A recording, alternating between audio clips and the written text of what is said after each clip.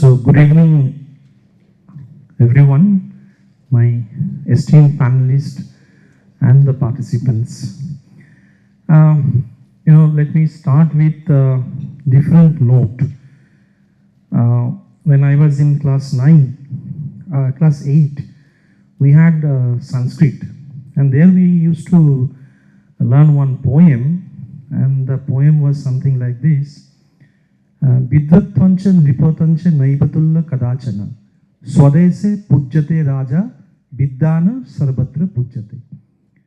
That means you cannot compare the wise and the king, but the king may be worshipped in his kingdom, but a learned person is worshipped everywhere. So gradually, as I have grown older, I have understood the essence of this particular poem, and I'm continuing to understand that. And I'm thankful to my friend Dr. Vinod that he has also equally realized the meaning of this Sanskrit sloka and has organized, perhaps this is an outcome of that. So today we are here to have a more of an intellectual discourse, what is more of a cross-learning session, because we often talk about certain subjects and we talk about it at a very surface level.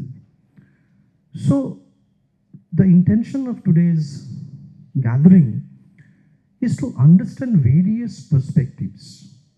We might agree to certain perspectives, we might not agree to certain perspectives, but what is important is that each one of the thoughts remains as a perspective, and these are our food for thoughts, right?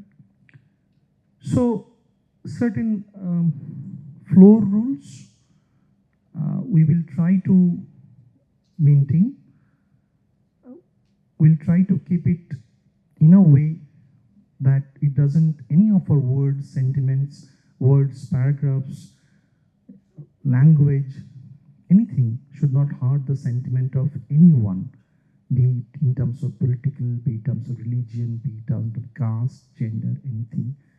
It's purely an intellectual discourse, so let us respect that tone and take it forward from there. So,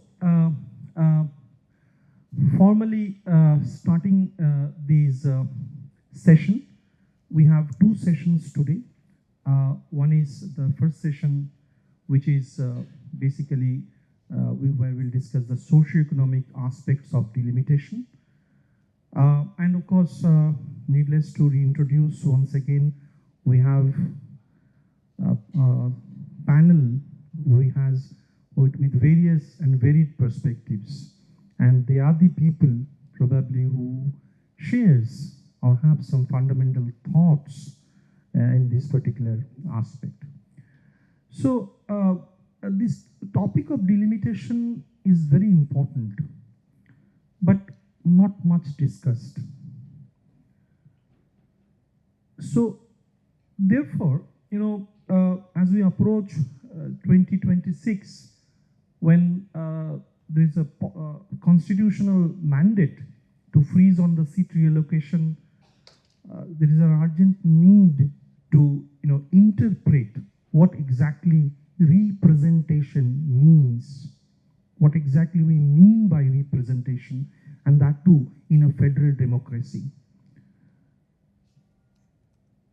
And for India, the issue is little more complex because we have a three-tier federal structure: the local, the state, and the center.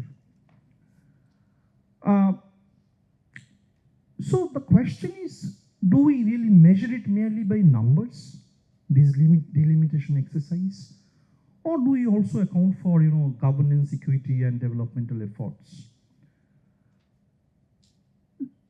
Now, let me begin by laying out a quick contrast that frames this evening, which is discussed almost everywhere. As we are sitting in Tamil Nadu, we are part of this state. So let me take the example of this particular state. Tamil Nadu, has a total fertility rate of 1.6. That is on an average how many childbirth happens for a woman, grossly speaking. And of course, a high literacy and health outcomes. And most importantly, the state contributes around 9% to the gross domestic product of the country, the GDP, and the total earning or product that is produced in a country, right? And it has 39 member of parliaments, correct me if I'm wrong. Whereas we have another state, Uttar Pradesh. I'm taking two extremes. Please take it from that perspective. There's neither more nor less to it. Just example. So when we talk about Uttar Pradesh, it has a total fertility rate of 2.9. It contributes around 8% to the GDP, but it has around 80 seats in the Lok Sabha. Right? So I hope you can understand the contrast. You can, because numbers are telling. So what message does this send to states that have invested heavily in human development? And how should we think about fairness in the representation? Right? So that's the whole argument. Right? And each side has their own views. So having said this, let me begin with a fundamental dilemma, and I will come to my my panelists, and probably I'll request them to share their thoughts, what exactly they think on this issue, maybe for 1 minute each one, and then we'll move to the other parts.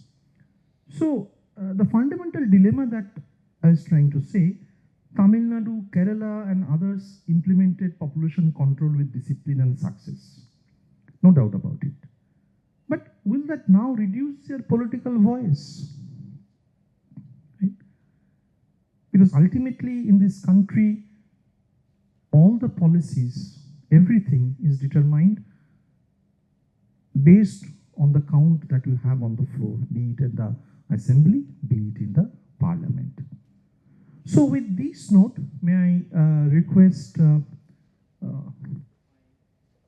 panelist Kavitha to share her thoughts, maybe in a minute, what exactly you think on this perspective. Okay, you started with a Sanskrit poem. I would like to quote two Tamil women poets. I mean, one is Avayar from the Sangam era, and she said these words which I think is immortal in Tamil literature. She says, "Ethisai sellinum athisai sore." She says this to the king. So the story is this: Avayar goes and to this court of a king called Adiyaman. She lingers there. She's hoping to get some gifts from the king, which is a practice in those days. But Adiyaman, to be fair to him, Adiyaman decides not to meet her, not to gift her immediately, because he wants her to kind of linger around the court for some more time. She's brilliant, and he wants her to be in the court for some more time. So Adiyaman refuses to meet her. Avayar takes offense, and she doesn't meet the king, but she tells the gods there, I can go anywhere. I have talent, and I can earn my own sustenance. Tell your king that I am not here looking for food. And that's where she says, "Ethisai sellinam athisai sore." And another, Kannagi is a contested character in Tamil literature, but she is also a character who speaks to truth to power. She thinks that her husband has been wrongfully killed, and she goes to the king and she kind of protests her husband's death. So we have two very powerful women characters in Tamil literature dating back to 2000 years ago who spoke truth to power. And I think till today we carry that legacy. And all the, all the protests against delimitation is not because we are afraid of something, it's basically because we think something is wrong about it. Something is basically wrong about it. So that's why when the state says fair delimitation, all Tamil Nadu wants is not to be punished for its progress. And with that, I think next round I'll take more questions.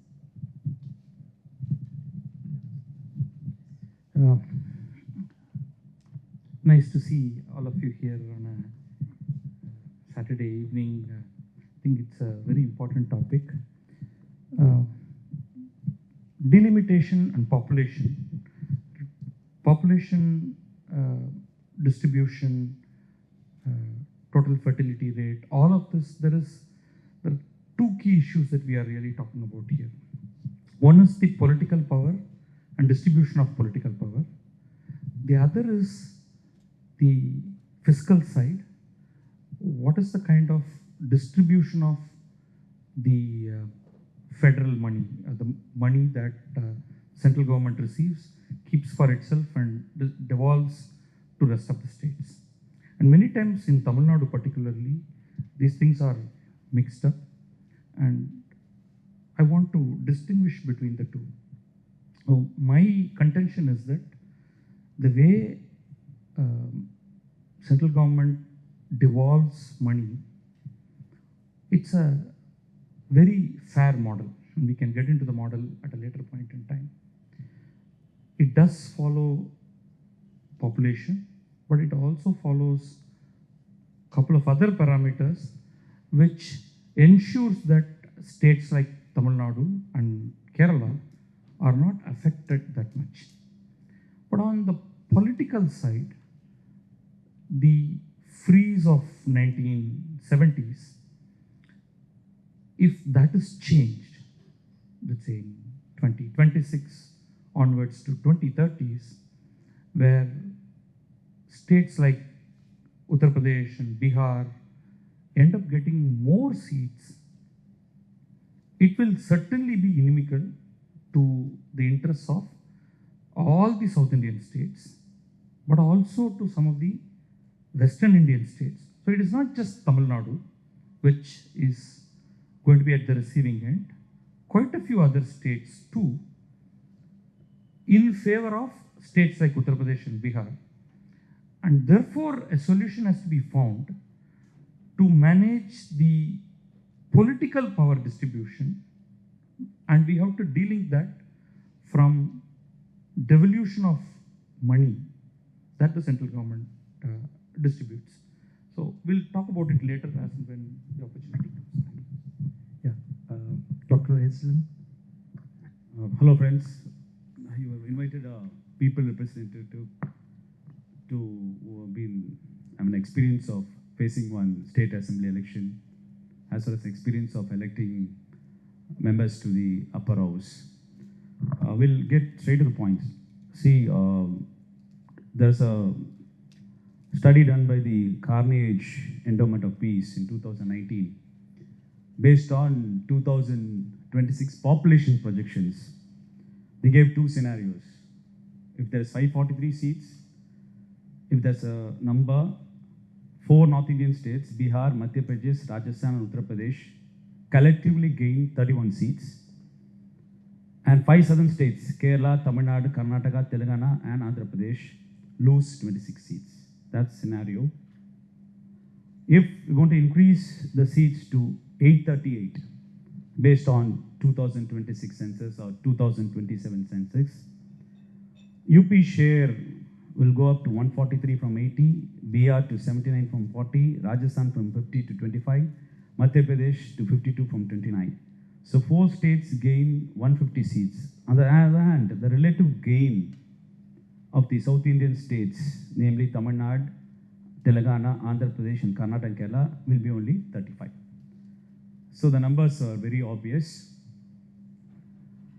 I beg to differ with Badri sir from the first stature that it is very much linked with financial devolution too, because the formula given by the 15th Finance Commission, which they take up the population census of 2011, they gave something called a demographic performance equal criteria to adjust the states.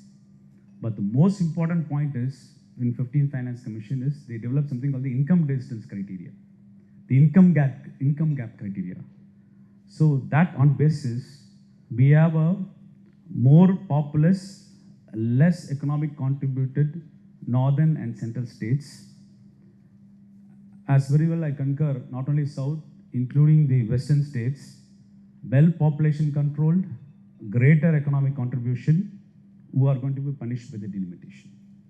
So it has to be done now, because this type of discussions held by this esteemed group of panelists with intellectual mind, because the fear factor is very clear, because regarding the delimitation exercises, we have not got any clear-cut message from the Union Home Ministry stating that what is the mechanism you are going to devise to balance this disparity. That ambiguous nature is there. And second point in the first discussion I want to point out is, when demonetization is announced, what are the stakeholders being consulted? Zero. The committee which stood for one election, one nation, one election, it is done in a very rapid fashion. Suddenly the commission has submitted the report. And discussions regarding various policies, especially in concurrent list, no much of discussions with the respective states has been taken place by this ruling dispensation. With this background of a unitary way of functioning with the union government, it's high time that our delimitation, raising questions for a fair delimitation, has been voiced from a state which has been voicing for federalism, which is one of the basic features of our constitution. So our Honorable Chief Minister was the first one to raise it, called for other states for the joint parliamentary joint action committee to raise, and invited many chief ministers to come into the board, so that we'll have a block to address the union government and urge for a fair, honest delimitation. Yeah, thanks. No, I think taking what Dr. Ezhilan has said, long back, our own Professor C. Rangarajan, the former RBI governor, actually made a point that in one of his write-up, that states which control population early may be politically, disadvantaged unless other factors are considered. And what Ezhilan sir has said, that 15th Finance Commission flagged this concern, but the constitutional mandates have not evolved to address it. So there are, and the point which he raised about the mechanism is probably the most important question, the most important point that we must think. Now, I have the question that, beyond seats, this question goes to both Ezhilan sir and Badri sir, and I want to have responses from both. Delimitation, could affect the architecture of central ground, something that was just discussed. So I need to have a little more discussion on this part.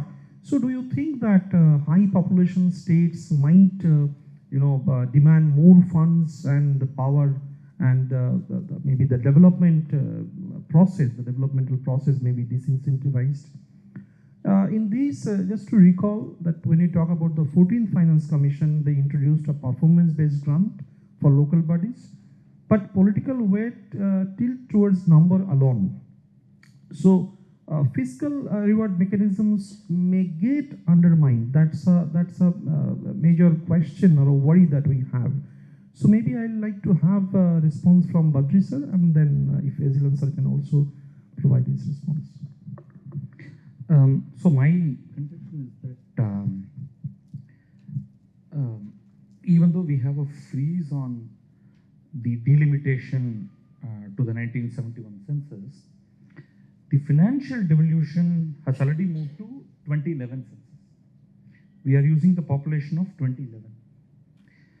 In that, Ezhilan correctly pointed out that the biggest weightage is given to income distance.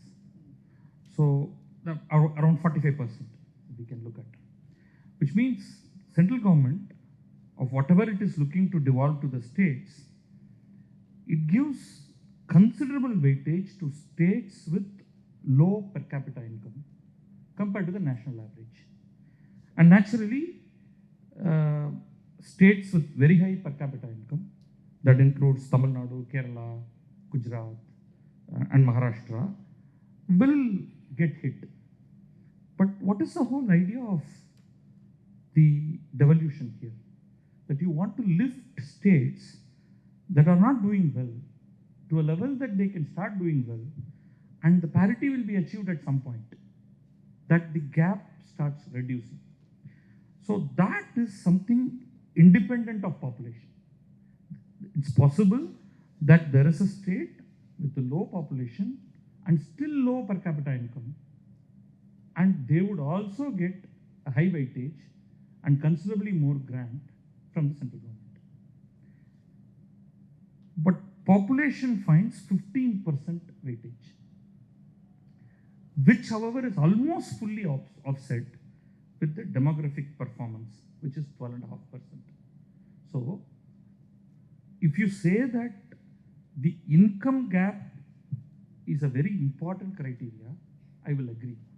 But if you say population is an important criteria in devolution, that is already offset.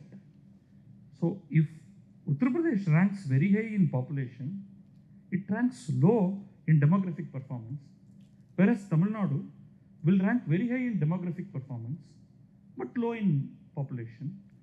And net, there isn't much of a difference. That's point number one that I have. Certainly, lifting the states with low income is a goal in this devolution. Second thing, we keep criticizing UP. I would criticize Bihar more than UP. I have taken 4 states for comparison: UP, Bihar, Tamil Nadu, Kerala, for specific reason. UP, despite its low per capita income, around 48,000 rupees, despite its fairly low per capita income of 48,000 rupees, and Bihar is 43,000, Tamil Nadu is 1,75,000, Kerala is 1,60,000. UP is not dependent on the money that is devolved from the central government. That is only one element of it, but UP's own tax revenue, that's state's own tax revenue, is considerable. On the other hand, Bihar and Kerala do not have that high own tax revenue. So it is possible for UP to grow significantly with its own tax revenue exactly like TN. So I will compare Uttar Pradesh and Tamil Nadu at one level, and I will put Bihar and Kerala, despite Kerala's very high social parameters, at another level. In Kerala's case of state's own tax revenue, it is sort of like Bihar. So we can't simply club all these states together and look at, I'll just give a couple of quick examples and I'll pass on the mic. Uttar Pradesh's total budget last year was 8.08 lakh crores, of which 5.5 lakh crores came from its own tax revenue.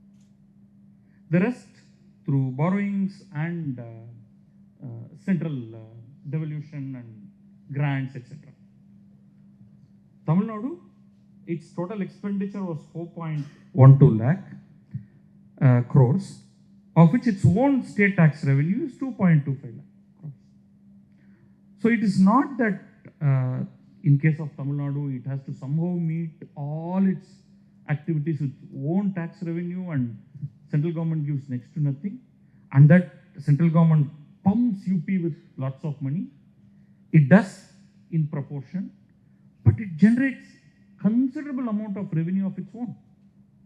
Right? On the other hand, both Bihar and Kerala, that's not the case. Right?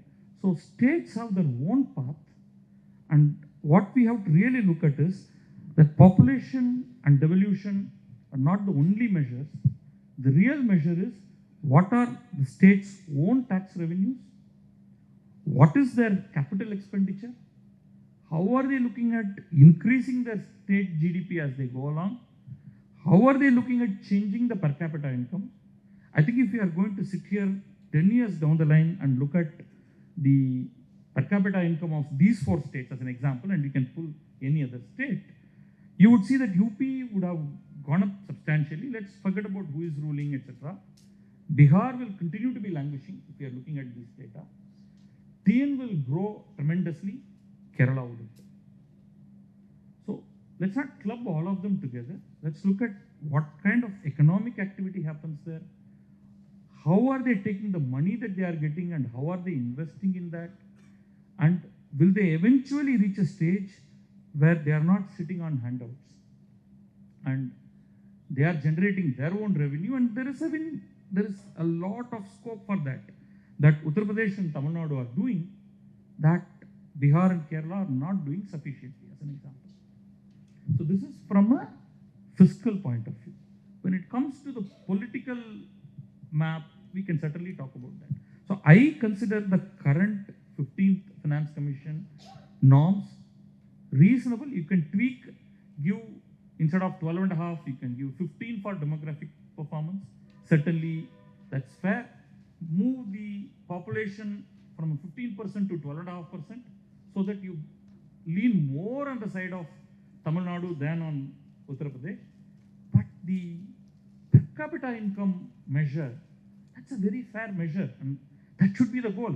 If you're talking about social justice, that is social justice, trying to pull up economically backward states to a level where they are performing along with everybody else. Only thing that you would add is not just on the per capita income. There is certainly a measure on how well they are doing on certain other parameters. So I would certainly reward, again here, forget about the political side of it. I see Uttar Pradesh doing a lot better on capital expenditure. Therefore, they should be rewarded more because the long-term goal is increasing the per capita income, which Bihar is not doing. Tamil Nadu is doing that well, it should be rewarded. Kerala is not doing, and it should, I'm not saying punished. The carrot should hang for, if you are doing these things, you get it, not otherwise. Yeah, just observation, Badri said. See, when you talk about per capita income, what you said is absolutely fine. But per capita income has its limitation. I mean, see, at one point in time, Goa had the highest per capita income in the country. But does that mean that Goa had a huge growth rate kind of thing? Per capita is just an average number. I mean, we, as economists, I'm saying that, you know, it's just an average number. It doesn't really talk about the inequality and other things. Between 0 and two people, one has 0 income, one has 100, the per capita is still 50. But does that mean that both the people has equal income? So that may be a misleading thing, but yes, for economics purpose, we do use that. That's the only measure that is used. Exactly. So the whole point is, when we talk about this exercise, how well we can really accommodate other factors. So I'd like to take a response from Dr. Ezhilan. Basically, Indian Union is a union of states. You should understand the federal polity nature of our functioning. I would quote Dr. Ambedkar very clearly said that this constitution is a federal constitution with federal powers. Only in times of emergencies, calamities, famines, it will act as a unitary structure. Then it reverts back to a federal concept. The loose fitting called pseudo-federalism or quasi-federalism was brought in. That's based in case of only of emergency situation. But the ruling discussion at the union understands the gap in this constitution in order to take extreme steps, deviated steps using this gap to make a unitary state rather than a federal nature.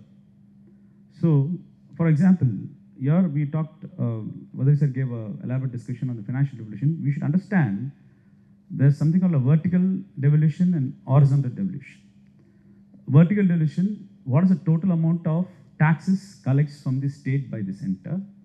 And the horizontal distribution is by the 15 financial formula, how it distributes among the state. See, so when you see that tax collected from the center, from the states, and you have a union government which completely moves away from divisible pool to non-divisible pool in the form of cess and surcharges. Right? From 2014 till from 2024, the cess and surcharges have surmountably increased. At one side, they said horizontal devolution, that 41% will be given to the state by giving one hand. On the other hand, they're increasing the cess and surcharges by increasing by 10%. Now, by the effective devolution, since I'm the member of State Planning Commission, instead of states getting 41%, it is devolved in actual numbers is just 33%.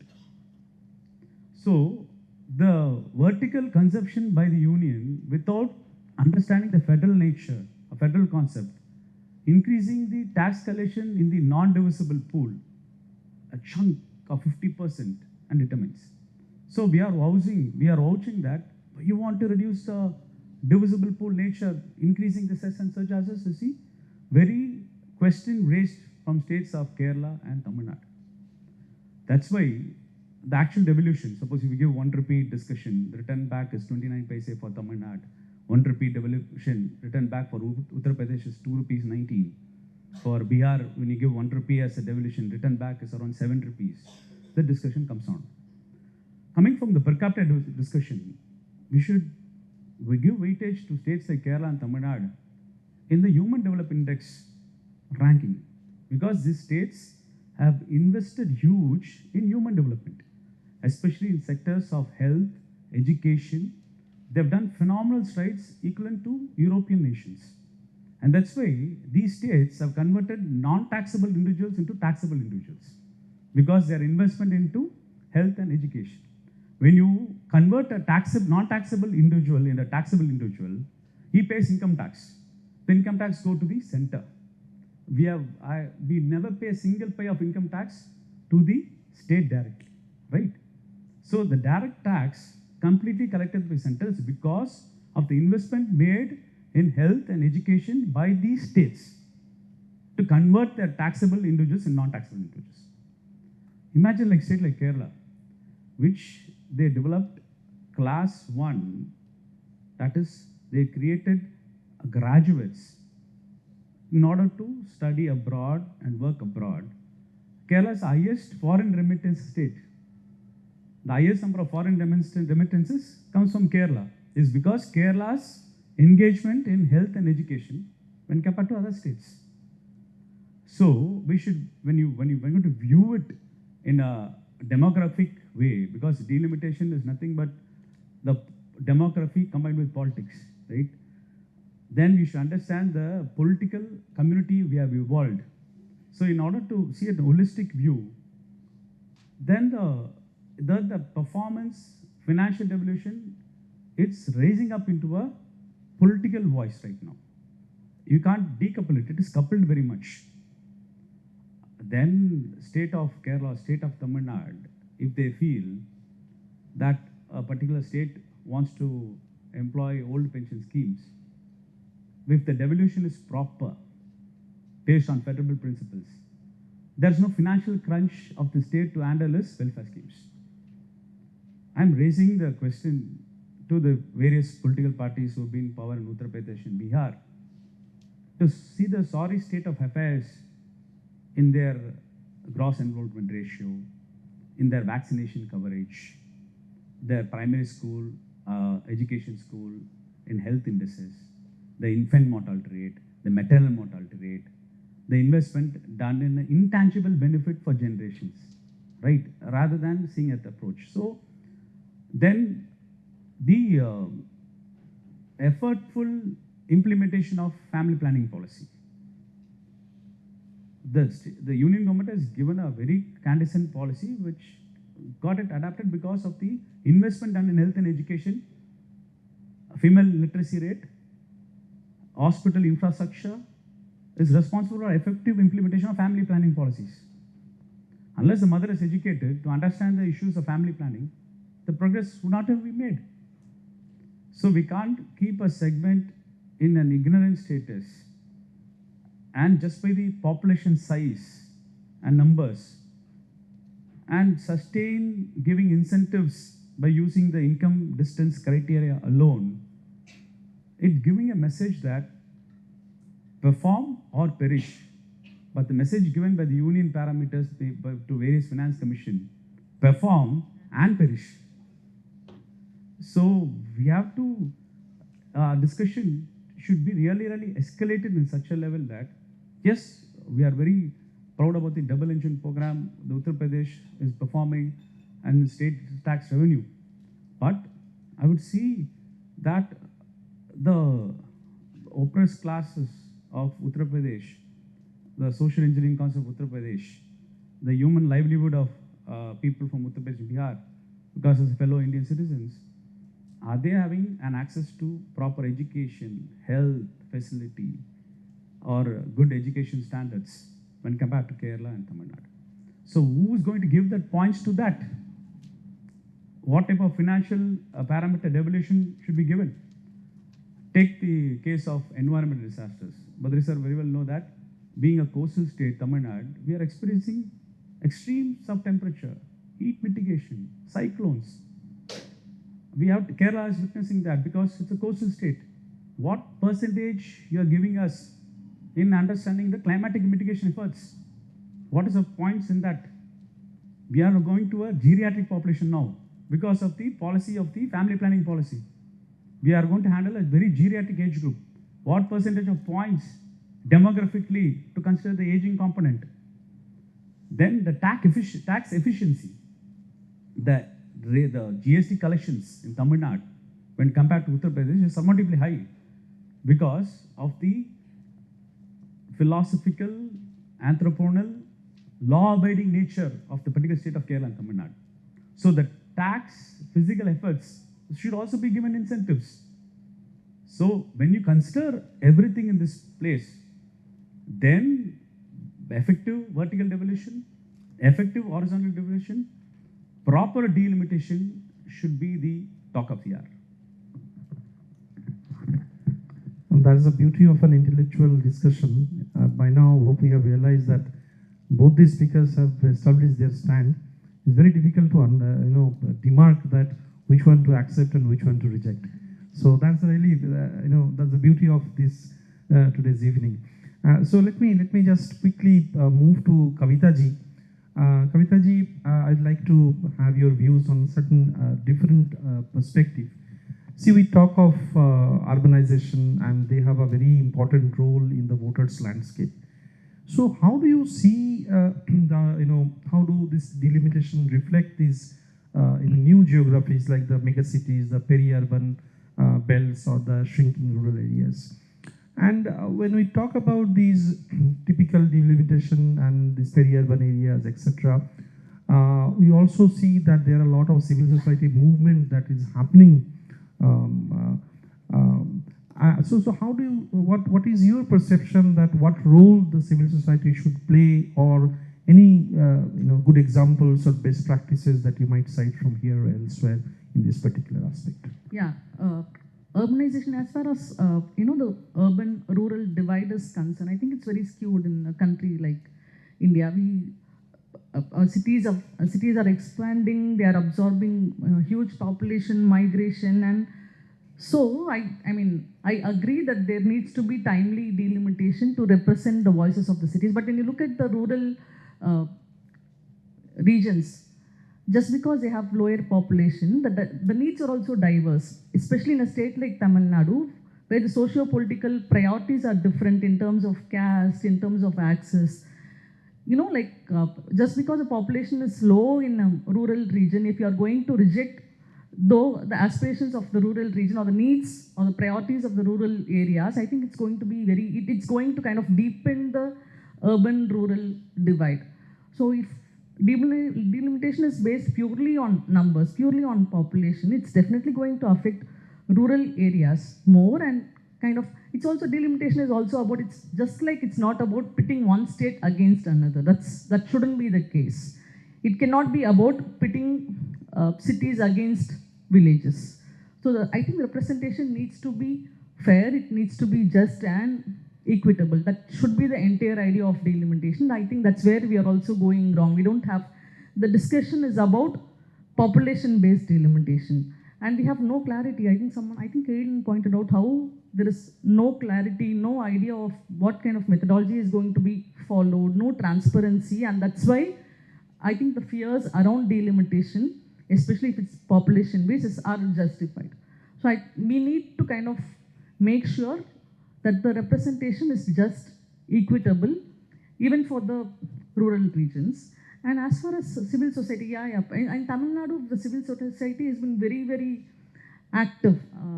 There are movements like Arapur, which have kind of pushed electoral reforms and also when even otherwise, like even a party like the DMK, I mean, they've been, before they came to power, they protested. So protest is part of our landscape, Tamil landscape. So I think civil society is very vibrant here, and they have a solid role in kind of creating awareness about delimitation and other issues here.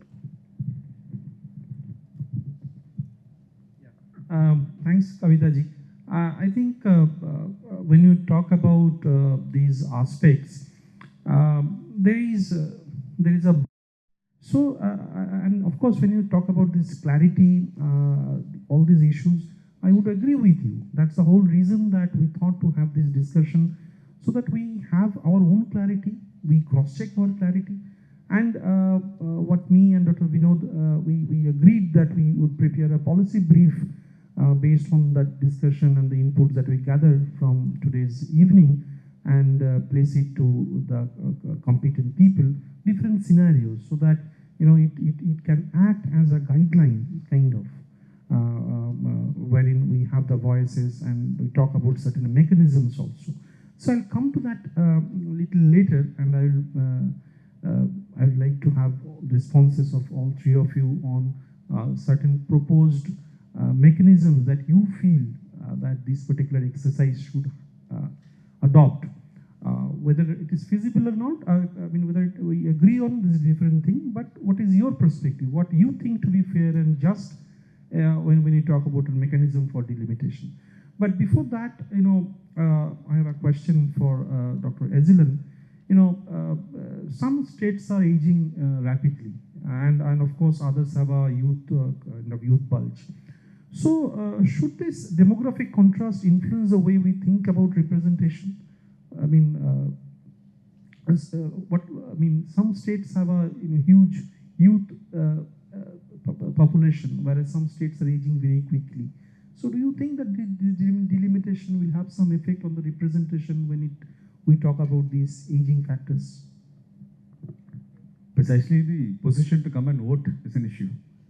So bringing geriatric people, asking me as a person who witnessed the election, it's really in a very hot sunny day, seeing cases of heat stroke, making geriatric people vote is an issue. And actually there's an option of postal votes, but people have the voting tendency predominantly come to the polling booth. That's one segment. Second, see, we should also say, I would align with Badri sir, especially the workforce given by Uttar Pradesh and Bihar to the developed states like us is surmountable.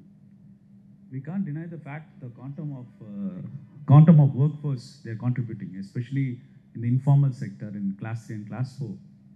So their contribution is significant. So that's why states like Tamil Nadu have taken intense steps to provide primary education, food education, even vaccination to all the migrant workers who come from states from Uttar Pradesh and Bihar who work in this particular state.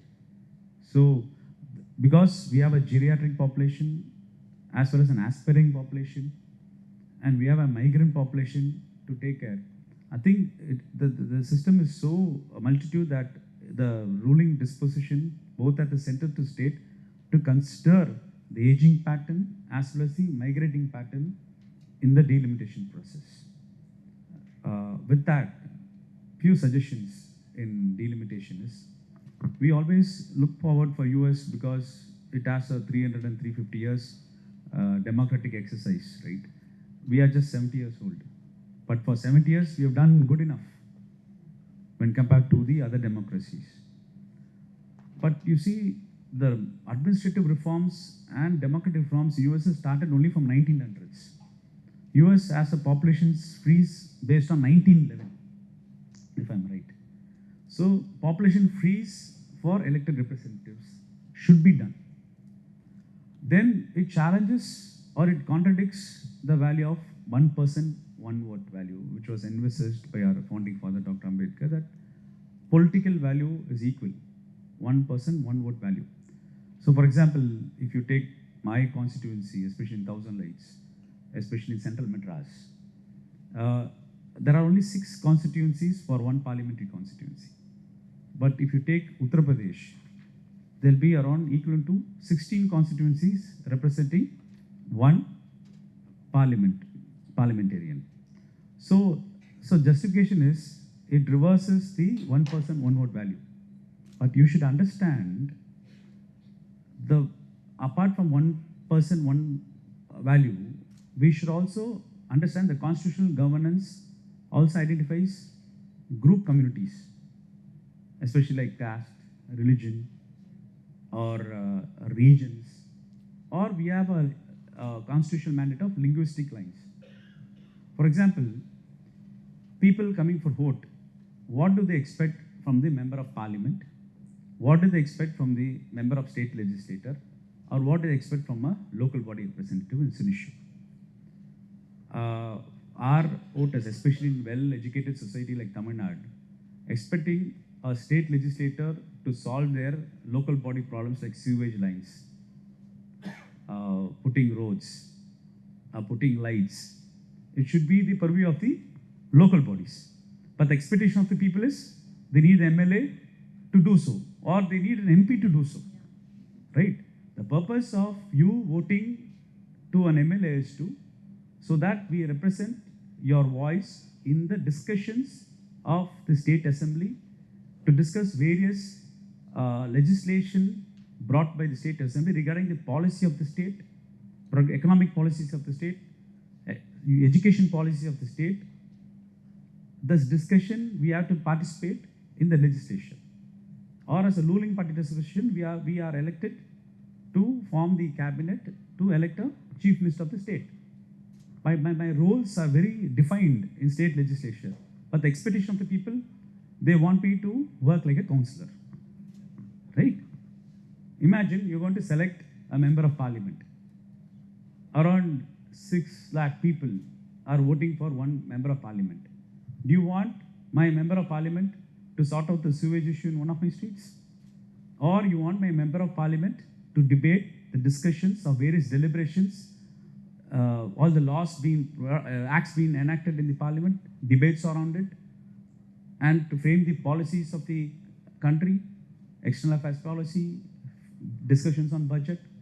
So our people, especially we the people, should understand our vote is being for what purpose.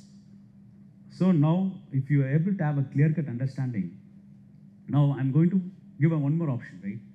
So, if one man, one vote value is very, very significant for a local body, state legislation, I accept. But that this value gets translated into the parliament. That we have to answer. So, the parliament should have equal number of member of parliament seats, free equally number for all the states. The legislative seats can be increased. Uttar Pradesh can have much more bigger assemblies. Madhya Pradesh can have bigger assemblies based on the population criteria. The local bodies can have increased numbers based on population criteria because they are the ones who are near to the people. They are the ones who serve the people. But I need a parliamentarian to voice on the overall policies of Tamil Nadu or overall policies of the Kerala in the parliament house. So, the house of the people in the parliament should have equal numbers. Tamil Nadu should have equal numbers. Kashmir should have equal numbers. Manipur should have equal numbers. Then you think issues like Kashmir and Manipur will be sidelined. They'll be discussed if you have equal numbers. Right? Just 3 states or 4 states majority can't determine the course of the country. Right? They can't determine the language what country to speak. Can't determine what type of policy of education to be done. Can't determine the taxation to be implemented. The discussion will become very, very renounced. The outcomes will be very, very valid if equal equally, all the states are represented equally, irrespective of the population in the parliament.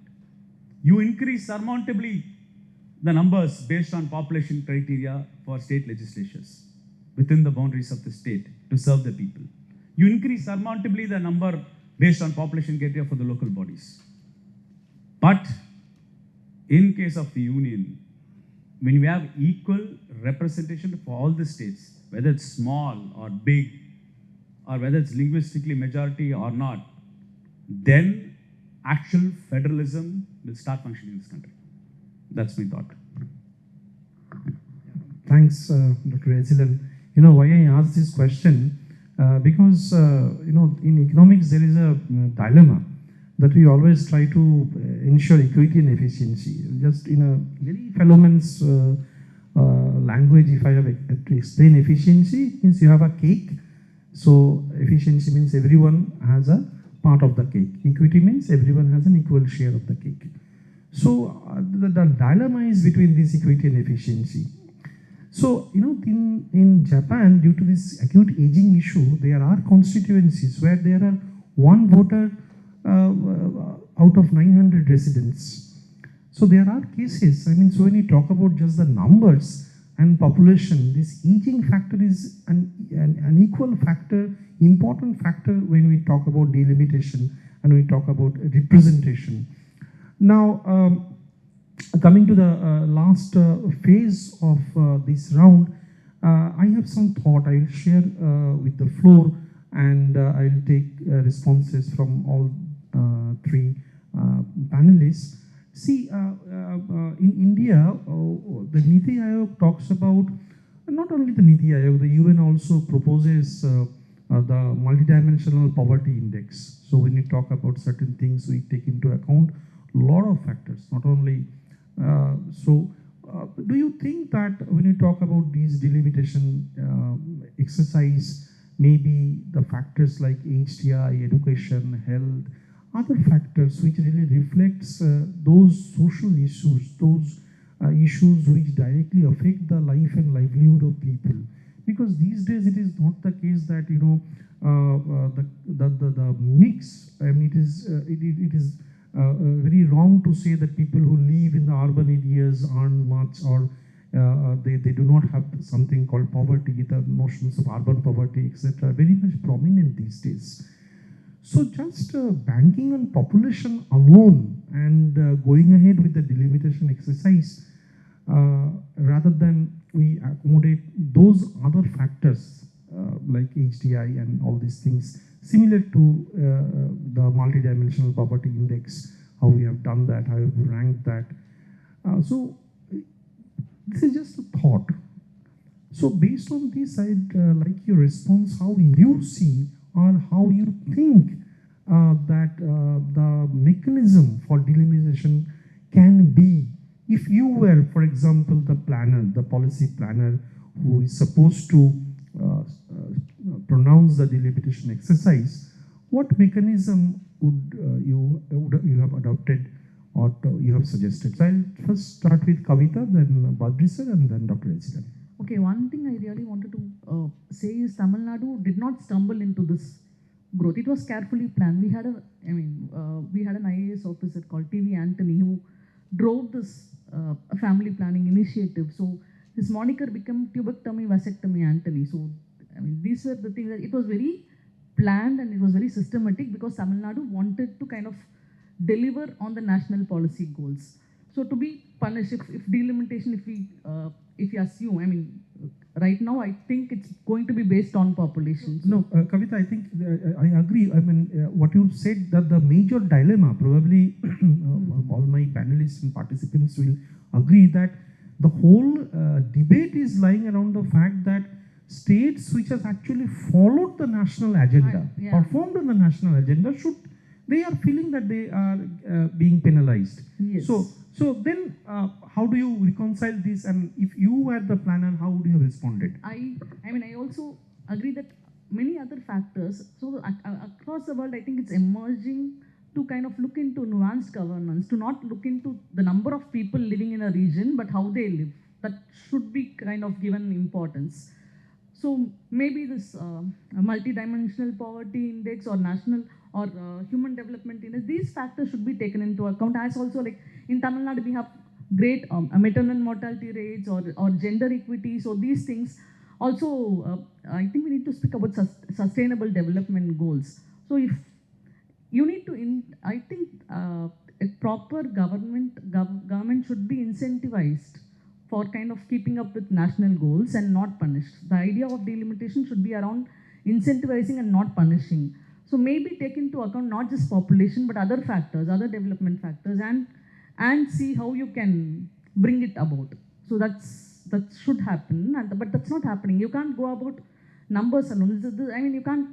Democracy is not about arithmetic. It's much more than that. It's about the lived realities of people, and that should be taken into account when you propose something as large as this. Yeah, Badri sir, just one add-on question. What was proposed was that the states which feel like losing seats will be compensated by the Rajya Sabha numbers in Rajya Sabha. But the whole idea of Rajya Sabha and the Lok Sabha are different. They're different. So that I just thought to add this. 2 or 3 ways in which we can address this. One is to simply retain the 1971-1975 number forever. Why push it by 25 years, and then leave it hanging and then fight about it? So that's one model. This is it. For the last 50 years, nobody even raised any issue about it. I have not seen Uttar Pradesh demanding more seats. They have never really asked for it. So to bring it up now makes no sense. Okay, so you can just solve all the problems by saying, further amendment, which indefinitely, maybe if you are a little worried about indefinite, maybe say next 100 years and leave it to somebody else to deal with it 100 years down the line. That's one. Second, I actually like Ezhilan's idea of equal representation, where we have a clear model. US is a model, but it is a combination. It's not simple equal representation. You have Senate, where everybody gets 2 seats. And over time, Senate's power has increased. And House of Representatives, which has got some key powers, particularly on the budgeting side of it, that's based on population. So it is possible for us to consider, and that is significant change from Ambedkar's constitution. If you are okay for that, we could consider that, where the lower house is population based with some caveats, again not completely population based, but sort of reflecting the population in a sense, and the upper house is equal. 2 seats for Manipur, 2 seats for Tamil Nadu, 2 seats for Uttar Pradesh. 2 is a number. You could have 3, you could have 5, and enough powers where issues cannot be ignored, and certain key bills, particularly including finance bill, etc., has to be passed in both the places. So you cannot divert, just pass it in one place and finish it off. But that is like rewriting the constitution. Are we ready for it? Because any attempt to even talk about it will be seen as some way in which those in power, will be accused of trying to hijack everything. So that's a challenge there. But there's a lot of merit there, and we should consider that at least as a debate. We should consider that. But the second, this punishment repeatedly comes primarily from the devolution of financial grants and fiscal side. There is a lot of fairness that we can bring in there by tweaking the formula, while giving reasonable weightage for poorer states to be given some grants to improve their performance, but against milestones, not randomly like you get 20,000 crores, go and do whatever you want, but like 20,000 crores over a 5-year period if you complete this milestone, etc. Whether it will be followed properly or whether there will be a roundabout way, I don't know, but at least it can be brought in. That is one thing that can be done. The second thing is to increase the state's own tax revenue. Now, GST by itself is not wrong. I'm quite okay with it. And some of the states are doing well. I mean, I want to only add one point in that we somehow hyphenate, like how we are so angry about India-Pakistan being hyphenated. UP, Bihar and TN Kerala should not be hyphenated, just on performance. I'm just taking April 2025 GST data. Kerala's population is roughly half, a little less than half, but close enough to half. Tamil Nadu's GST collection is 13,800 crores. Kerala's is 3,400 crores, like 1/4. Half the population roughly, but 1/4. Bihar, 2,290 crores. Uttar Pradesh's population is twice that of Bihar, but 6 times GST collection, 13,600 crores. So these are states which are performing very differently. Tamil Nadu is performing way beyond in terms of self-sufficiency or going towards that. That's what UP is doing with respect to Bihar. They are, at a certain lower level of per capita, another at a higher level. Now, how do we help improve their own tax collection is very important. If it means you have to, I agree, you can easily, and a willing government, it could be BJP, it could be somebody, remove cess, remove surcharges, push it into the general bucket, and then share, there will be more fairness. Go further, the point he mentioned, we are creating taxable population, but we are not getting the income tax, except under devolution. Again, look at US as a model. These are easy enough amendments, and he knows better, and I don't know, I'm not in the assembly or parliament. It's doable. You say that of the direct tax revenue, there is a state component. Like in GST we have equal, but in a direct tax you don't have to make it equal. Let's say that 10 or 15% of all direct tax collected in that state goes directly to the state. 10 is a number, you just work out. The remaining goes to the divisible pool, and then you slash it whichever way.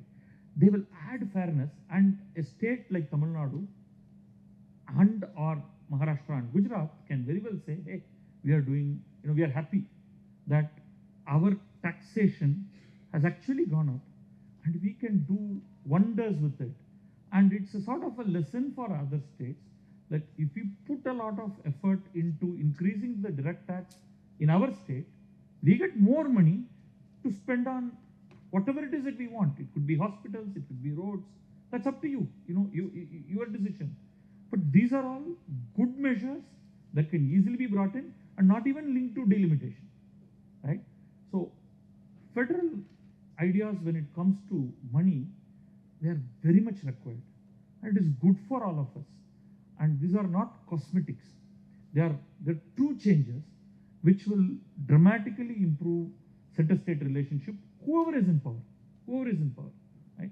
So I am certainly all for it, but still, when it comes to the pool of money that central government devolves to the states, they will have to follow the income gap, the income distance that is, and the population in some sense, and throw a lot of carrots, not stick.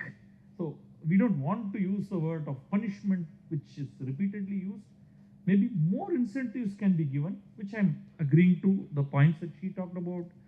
You're doing well in development index, we'll give you more money. So there is a pool of money that is created only for that. Hit these parameters, take this money. You don't, goes into, rolls over into the next year. So all of this is doable today. And people like Ezhilan and his party can certainly propose these ideas. Now, one last point, which I'll stop.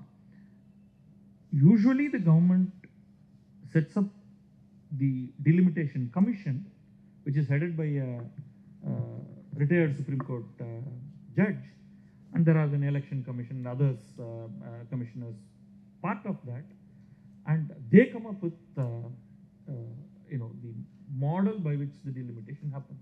Now, it's possible for the parliament to come together. A parliamentary committee comes up with broad principles, and pass it on as a reference, saying, we have a stake in this. We think altogether that these are all fair points.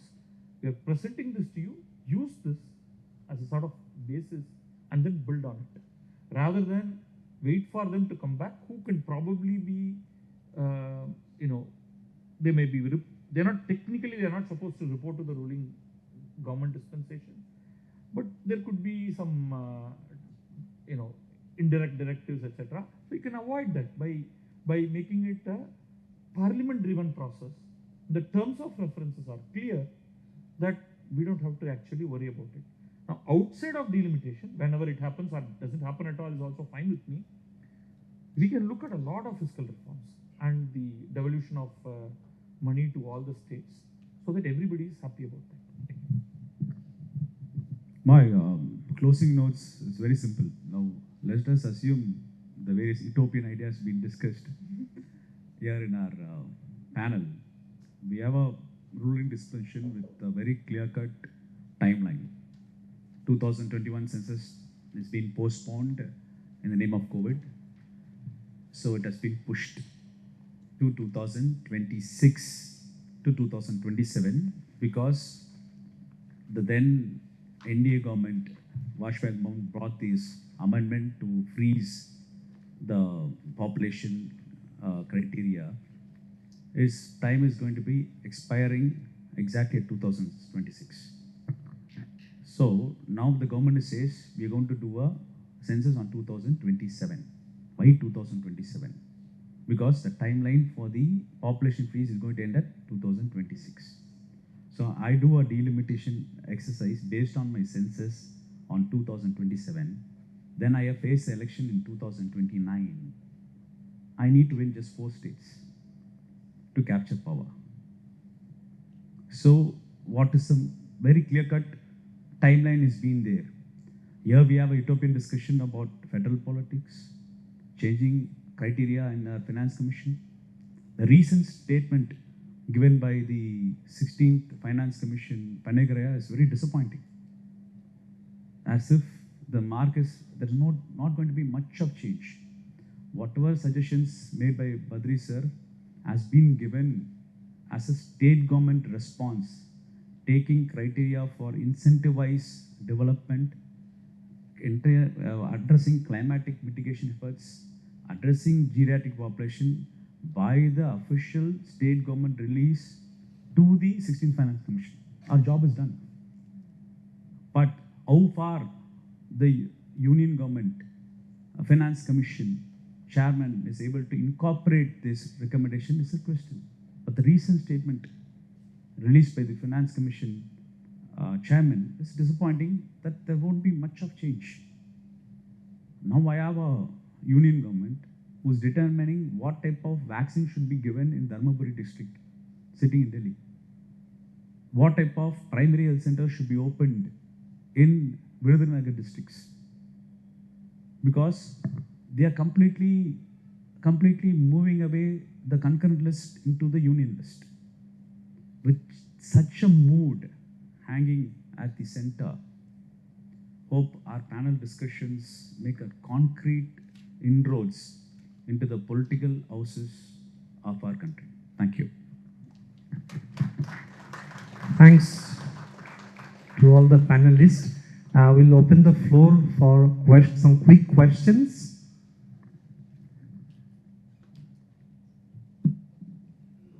I think due to time restrictions, we'll take 3 questions from the audience. The remaining questions will be taken offline. Please raise your hand if you have a question. Introduce yourself briefly and keep your question precise. My name is Choranatchia Rajshekar, President TCC. This is regarding in democracy, majority is democracy actually. When one vote comes, the government may go or come inside. The real fear and doubt about this delimitation issue is of southern states. 4 states have minor numbers and the majority of on north side having higher number. So to circumvent, to capture the power, this will be utilized. This is the fear and doubt in the southern states. And also, as the speakers expressed, in our country it is a peculiar situation, not like USA. Language, culture, and social differences are there all over the city with multiple languages. So devolution of powers, decentralization of power should be the essential model of democracy, not to centralize it. And one more thing is also the digitalization and technology can improve the representation of people, more than crores, several crores.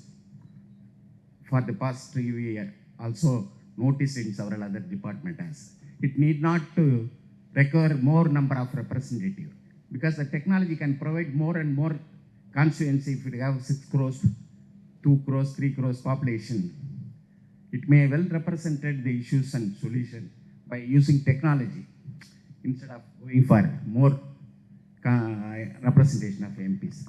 So the democracy should be devolution of power. Then the real fear is the southern states will be neglected. That is the reason. Thank you. Any questions in particular? Thank you for the observation, sir. Any questions from the floor? Surya Sendil, advocate and partner here. I have a question to Dr. Ezhilan and also to Dr. Badri also. Sir, yes, what you said makes sense. We need more representation in the parliament also, because that should be proportional to the population. However, the power equation should not be diminished. So the best solution is that you keep the Lok Sabha according to the population and keep the Rajya Sabha fixed numbers, so that the proportional representation, the power equation doesn't go, because as per even the existing constitution, the upper house, the bills have to be passed, assuming that the money, it is not passed as a money bill, otherwise the upper house has to pass. So there will be majority in the upper house, not even the existing setup, the real democratic setup, it will go. But will that also, now I will come to that question, like you have said earlier, even we had earlier one country, one nation, one debate we had, where former Chief Election Commissioner, Mr. Gopal Swami also came. He said exactly the same thing. The people do not themselves know that what is the purpose for which we vote for this person. They go to the MP who is for larger representation, for bigger issues. They say that water is not coming, my sanitation is not there, and to the MLA. And he says to that extent, that is the reason precisely why even every member of the parliament has been given some money allocation. And same for the MLAs also. But he says that the slowly how we can do is, one way is that you go for one country at election and for all these places in the same time. Not only the money will be saved, the people will also know for what purpose I am voting for him, what purpose I am voting for him, and what purpose I am voting for him. What is the take on that? Our people, 3 elections at one time, able to differentiate MP, MLA and local At least bodies. they know same time they are voting, so that vote goes to different purposes. So then I'll have an election campaign run by my vehicle, where my local body says, the street light drainage problem will be solved. Then I'll be sitting in the other platform saying that the state legislature and one more MP will be standing discussing the policies. I think precisely we are bundling 2 issues here together. See, one election, one time, because of the output of doing differential elections or the same elections, because of the different trajectories, or because of the political reasons of misuse of Article 356, every state has a different timeline right now. That's the main reason. Yes. It's not with the state, it's not with the people. It's again brutal misuse of power of Article 356 is responsible for different time frame line. The only issue with one nation, one election is it curbs the right of a state government to determine the time of legislation. No one is talking about that. If Chandrababu Naidu wants to predate the election, he decides. If our particular chief minister wants to predate an election, the particular legislation determined by the chief minister. But in one nation, one election, that power is removed from the state legislation. So it has been determined by one fixed time frame to be aligned everyone. So that has to come with different deliberations, more wider discussion has to be placed. But whether it will solve by doing an election one time to understand the voter is a challenge. I think this is where civil society groups to come and orient are people about the local bodies, about the state legislation election and our parliamentary election, rather than framing up all the three elections one point of time. For example, to understand the essence of democracy, I think active participation of various civil society groups should come into play. Yes.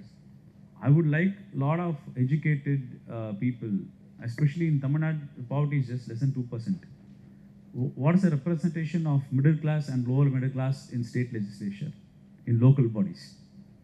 Are they willing to align with each and every political party views and do grassroots activism from behind and come up? You know what is the polling percentage of state legislature in my constituency? In assembly election is 57%. It's just 57%. For MP election, it is only 49 and 51%. Whereas there is 30% going on. All the ECR resorts are full during the election day. People think it's an holiday, right? So sensitization is needed. Yeah, so if you make those type of orientation have to begin, if we want responsible, vibrant democracy to take place, first make voting compulsory. What makes 100% voting compulsory? Unless we make it voting compulsory, it is very easy for me to work for certain pockets and win an election. Why do I need to bother for people who never come to vote? So when that will happen? When there's an active engagement of people coming to the polling booth station. Wait. So when that comes into place, then the discussion is the difference of voting pattern, of whether the local body importance, state importance, or parliament election will make. If you make it three in the same model, they'll move. It in fact augments the problem rather than solving it. Unless it's not done properly, that is what. So, Thank you. thanks. The best part of this session is I have, just sharing one personal experience. I have stopped watching television debates. When today I was moderating this, I was wondering that how this makes a difference when we sit in the television room, we fight with each other. And when we are here, we had a very fruitful and organized debate and discussion, each having their own issues, perspectives. They have agreed, they have disagreed, but maintain the decorum of the floor. And we came up with certain very important points which will help us to write the policy brief that we are planning to write. And we